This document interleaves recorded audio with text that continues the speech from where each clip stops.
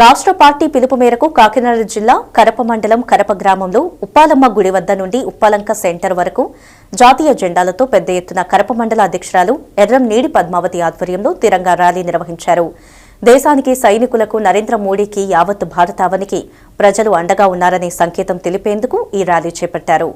ఈ కార్యక్రమంలో పాల్గొన్న BJP Kakinada parliament convener Rambala Venkateswararao మాట్లాడుతూ ఆపరేషన్ సింధూర్ పేరుతో నరేంద్ర మోదీ పాకిస్తాన్ ఉగ్రవాదంపై దాడులు చేసి పహల్గాంలో జరిగిన పాకిస్తాన్ ప్రేరేపిత ఉగ్రవాదుల కాల్పుల్లో 26 మంది అమాయక ప్రాణాలను బలిగొన్న పాకిస్తాన్ ఉగ్రవాదంపై ప్రతిగా 100 మందికి పైగా ఉగ్రవాదులకు మట్టుపెట్టడం, ఉగ్రవాదానికి సశిక్షణ ఇస్తున్న స్థావరాలను పూర్తిస్థాయిలో ధ్వంసం చేయడం జరిగింది. అలాగే మన దేశ సైనిక వీర నారీమణులతో సైనికులు వారి ప్రతిభను యుద్దం ద్వారా కనబరిచారు అని తెలిపారు. పాకిస్తాన్ ఎయిర్ స్పేస్ వ్యవస్థను నిర్వీర్యం చేసి భారతదేశం సత్తా ఇది అని ప్రపంచ దేశాలకు చాటి చెప్పారని పేర్కొన్నారు. భారతదేశ ప్రజలందరూ ముక్త కంఠంతో పాకిస్తాన్ని మట్టి కరిపించాలనే పద్దతిలో నరేంద్ర మోదీకి మంచి సంకేతాన్ని అందించారని పేర్కొన్నారు. ఈ కార్యక్రమంలో Kakinada rural assembly convener Pitani Leelavathi, M Morcha zonal incharge Anaparthi Venkatesh, Kakinada rural మండలం అధ్యక్షులు నండూరి సత్యబాబు, బల్ల సుధాకర్, కె సుబ్బలక్ష్మి, పాలుపల్లి లక్ష్మణరావు, ముసినాడ వెంకటేష్ ప్రసాద్, కొటికలపూడి దుర్గారావు, గోవింద్, కాదా మూర్తి, కండెల్ల వెంకట్, వివిధ వేషధారణలో చిన్నారులు, పెద్ద సంఖ్యలో మహిళలు తదితరులు పాల్గొన్నారు.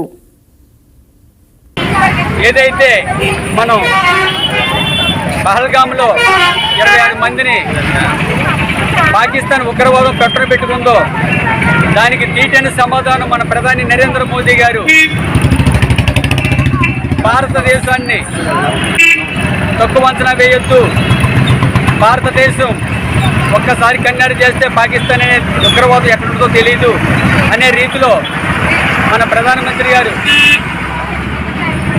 మన మెసేజ్ తోటి దాడులు జరిపారు.